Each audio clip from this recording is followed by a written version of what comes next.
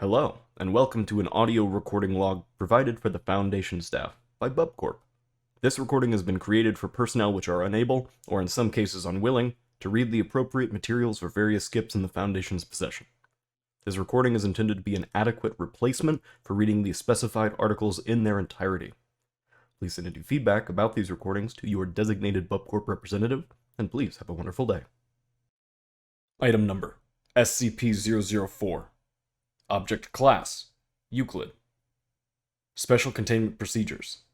When handling items SCP-004-2 through SCP-004-13, proper procedure is vital.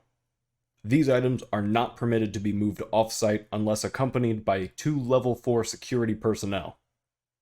Under no circumstances should any other component of SCP-004 be taken through SCP-004-1. The effects of doing so are as yet unknown, and the current cost of experimentation makes further research impractical.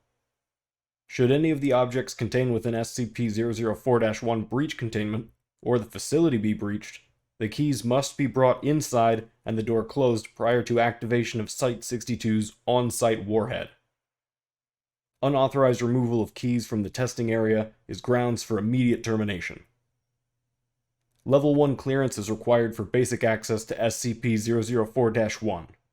Level 4 clearance is required for use of SCP-004-2 to -13.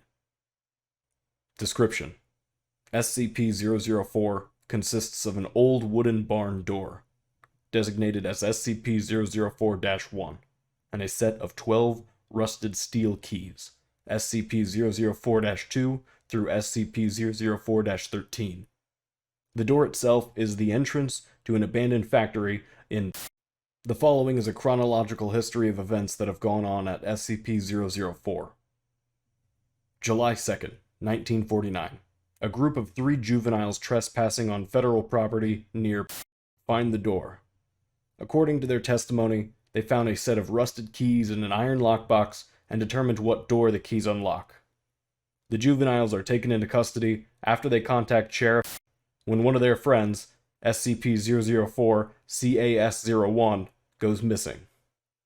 The juveniles are taken into custody after they contact Sheriff when one of their friends, designated as SCP-004-CAS-01, goes missing. July 3rd, 1949. Local authorities find the severed right hand of SCP-004-CAS-01, 8 kilometers from SCP-004-1.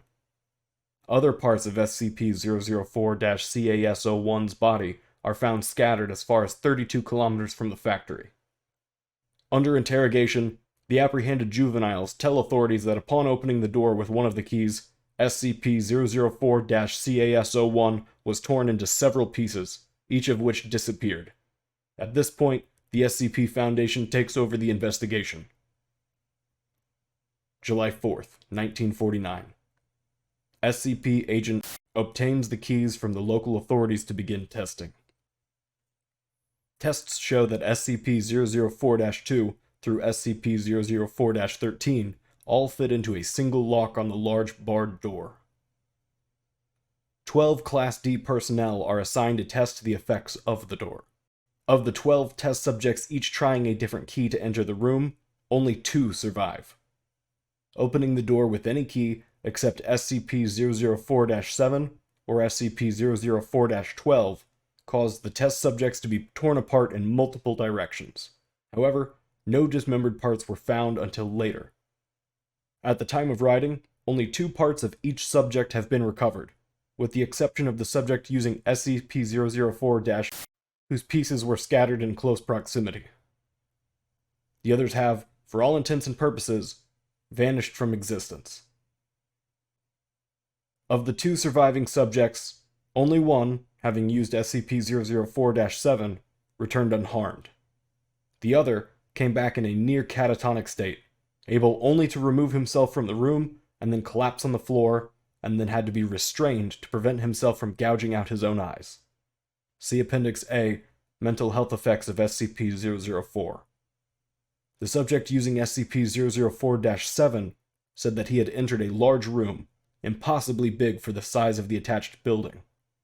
After his exit, SCP-004-1 was propped open and an armed squad of Level 3 personnel entered. The size of the room is impossible to measure, and the door frame and the individuals in the room are the only part of the room that can be felt or illuminated. July 16th, 1949. The juvenile suspects and sheriff are terminated. August 2nd, 1949. Is declared a hazardous area, quote, due to unexploded ordnance, end quote, and fences erected in order to prevent civilian ingress. Tests to determine safety of exposure to environment behind SCP-004-1 begin. December 1st, 1950. Space-time anomalies resulting from exposure to SCP-004 are confirmed. Testing is suspended until further notice. July 2nd, 19... The unaccounted for remains of SCP-004-CAS-01 appear unexpectedly outside SCP-004-1. Despite being killed decades before, the remains of SCP-004-CAS-01 are not decomposed in any manner and are still warm to the touch. Blood remains uncoagulated. The remains are remanded for testing. July 4th, 19... The unaccounted for remains of one of the 12 original test subjects appear in similar manner to those of SCP-004-CAS-01. The remains have been designated SCP-004-CAS-02. Records suggest that both SCP-004-CAS-01 and CAS-02 used SCP-004- March 21st, 1999. With the massive proliferation of nuclear weapons and World War III only years away, construction has begun on a site inside SCP-004-1. The site is to stock supplies for person days. April 21st, 1999. Has ordered the site inside SCP-004-1 to be expanded to include emergency storage for all mobile SCP specimens and a petabyte database for the storage of all SCP data. The facility is now referred to as Site-62. September 25th, 2000. Site-62 is operational. Labs and containment units are complete and can contain the most dangerous specimens. Backup of the SCP database has begun.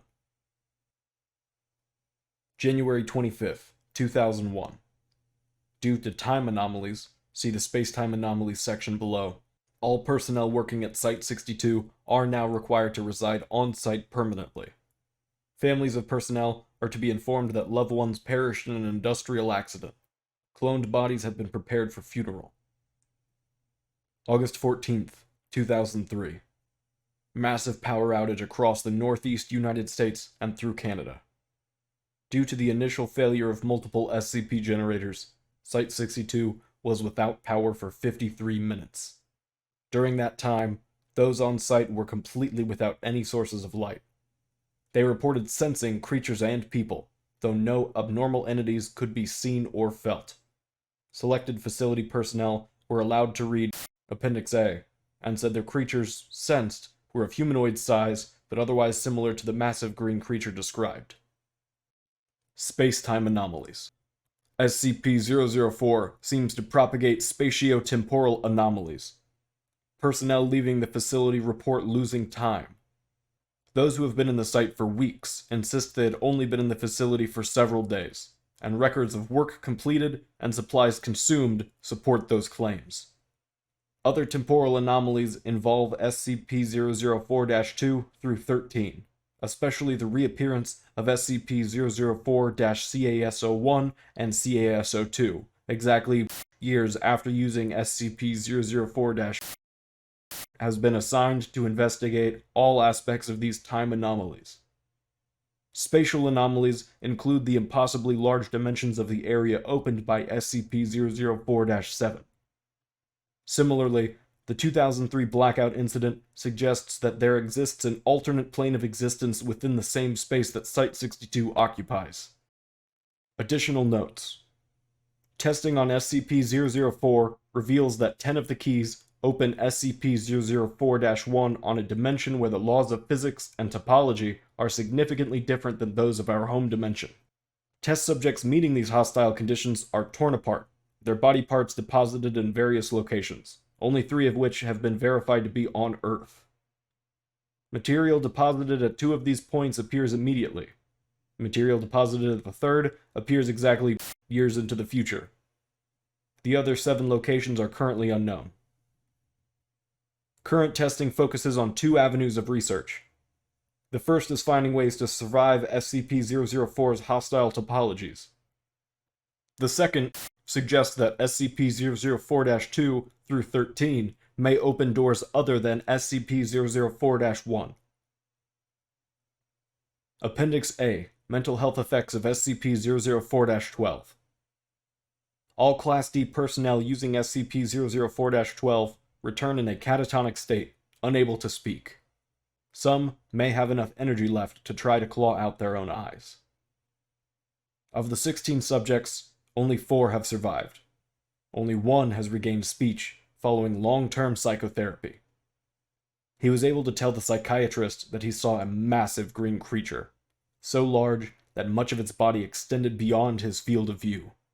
He reported innate fear and sudden recognition, as if it were something buried deep in his primal fears, and forced implantation of incomprehensible memories. Subject displays acute anterograde and retrograde amnesia. Appendix B. Additional information. Item number SCP-004-14. Date of discovery: September 2nd, 1950. Origin of object. Object was discovered elsewhere in factory area, in the previously undiscovered manager's office. Description. Object appears as a large, unvarnished wooden box. The box may be unlocked by the safe key, SCP-004-7, as well as 5 of the unsafe keys. See document SCP-004-1. Upon unlocking SCP-004-14 with SCP-004-7, the box opens automatically on hinges. The volume of the space inside is precisely 5 times greater than the outer dimensions imply. Items placed within while the lid remains open do not affect the weight or any other properties of the box. When the lid is closed and locked, however, all items inside vanish irretrievably. Personnel locked inside the box are also irretrievable, although losing personnel in this fashion appears to affect significantly the dreams experienced by. This will conclude the audio log for SCP-004.